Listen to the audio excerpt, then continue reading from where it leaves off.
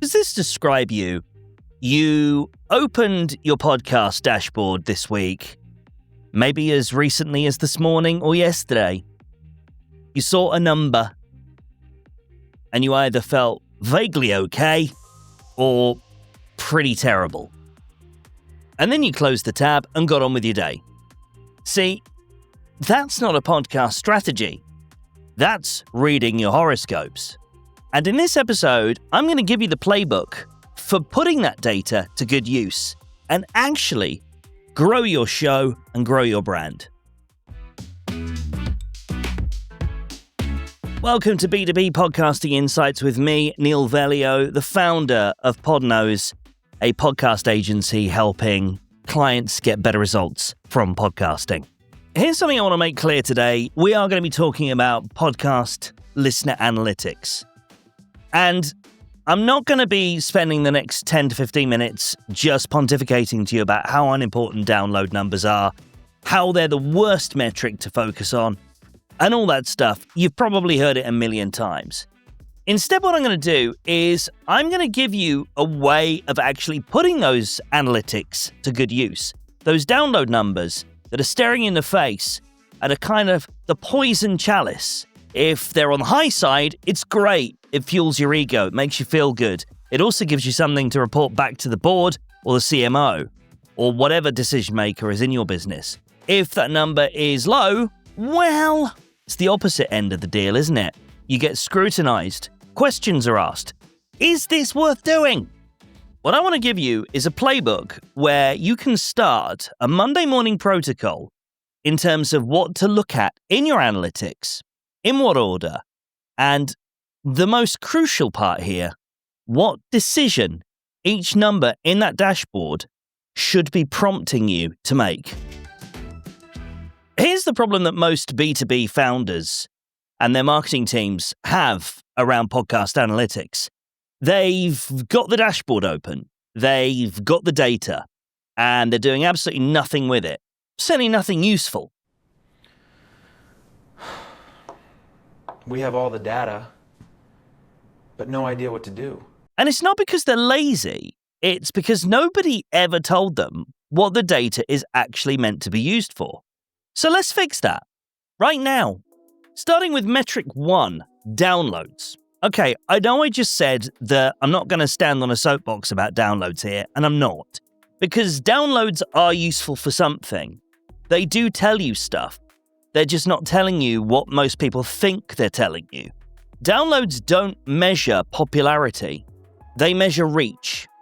And reach on its own means absolutely nothing unless you know who's being reached. And here's the thing. If your episode about fixing your sales deck got twice the plays of your episode about company culture, then your audience has a sales problem right now. So stop diversifying, go deeper into what's already landing. Here's your Monday morning protocol move. Stop comparing this week's episode to last week's episode. That's just noise. Compare episode topic to episode topic. Which of the topics are pulling in more plays? That's your content brief. That's telling you what you should be talking about more. That's your audience literally telling you, hey, I like this stuff, do more of it. And in the only language available to them, they're telling you what problems they're currently faced with. Metric 2, episode completion rate, otherwise known as retention data. This is the one. If you only track one metric on your show going forward, make it this one. The completion rate, which you can see in Apple Podcasts in the Podcast Connect dashboard and in the Spotify for Creators dashboard, that data tells you whether the right people are sticking around. And what are you benchmarking for here? Well, let me tell you, a completion rate consistently below 40% means one of two things. Number one, your content isn't relevant to them.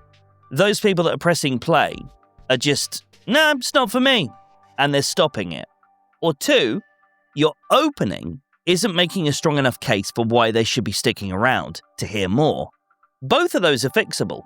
It just means you've got to get a bit more intentional about how you hook people in to your episodes and tell them up front what they're going to get. Back to that intro episode that I published a couple of weeks ago, where I was saying to you, people don't want to hear 90 seconds of plinky, plonky piano music. They want to know exactly what problem you're going to fix for them, or even before that, making them aware that the problem exists in the first place. And they want to know exactly what the outcome from listening will be. Will you help them fix it, or will you steer them towards a way of doing so? And make sure there's absolutely a clear next step waiting for them at the end of the episode. Because if there isn't, you're leaving money on the table.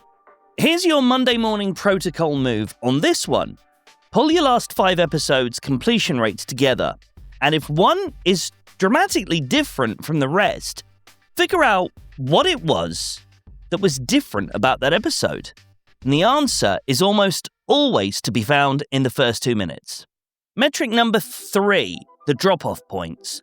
Now, this is one of the most underused insights in podcasting data, and it's sitting right there in your dashboard. Again, Apple Podcasts, podcastconnect.apple.com. Spotify for creators. Look at it. It's completely ignored. They're also in YouTube. That is the one thing YouTube is really good at. Drop-off timestamps are not a measure of failure. They're your script doctor. They're telling you, with precision, to the second, the exact moment that your content stopped being relevant to the person who should be most likely to buy from you. Maybe you went off topic, maybe you started explaining something your audience already knows, and they felt a bit patronized.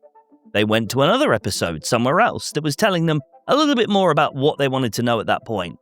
Maybe it's where you put your CTA in, and it felt like a bit of a hard sell too early. The data is pointing at something, but your job is to figure out what. Here's your Monday morning protocol move on this one. Screenshot your top 3 drop-off points across your most recent batch of episodes and have a look if there's a pattern. Is it the same segment of the show every single time? Is it the same kind of content? If so, you've found your recurring problem. Get rid of it or fix it, and that will fix the whole show's issue. Metric 4, repeat listeners. And this is your buying window signal. We talked about buying triggers on a couple of episodes recently, and that's kind of what this is about. And most founders completely miss it. A first-time listener is curious. A repeat listener is considering what you can do for them. They keep coming back because something in your show is answering a question that they're still lingering around. They haven't resolved it yet. That's an open loop in their buying journey, and your podcast is what they're using to try and close it. These are your highest value listeners. Full stop. Make absolutely sure that your call to action is framed for someone who already knows you, not for a complete stranger, because they're not a stranger anymore. And here's your Monday morning protocol move on this point. Look at your listener retention curve week on week. Is it growing, even slightly? That stickiness is worth more than a spike in new downloads from, say, being featured in a carousel on one of the podcast apps, or somebody sharing your episode's link on a LinkedIn post. Most of that doesn't convert for longer term. So there we have it. That's the 4 metrics, the 4 decisions that you can be taking around your podcast. None of them require a spreadsheet. None of them require a data analyst, and all of them can be acted upon before your next episode even goes live. Monday morning, stick an hour in your diary to go through all this stuff. Downloads, compare topic to topic, not week to week. Completion rate, your audience fit test. Drop-off points, your script, rewrite. Repeat listeners, your buying window and triggers. Speak to them like they're almost ready to buy, because they probably are. If this episode's been useful, I've put together the Founder Podcast Playbook as a downloadable resource. You can go and get that. It talks you through everything we've mentioned, covering all 4 metrics that we talked about today, and with the Monday morning move for each one laid out so you can act on it straight away next week. To grab it, go to podknows.co.uk/founder-podcast-playbook.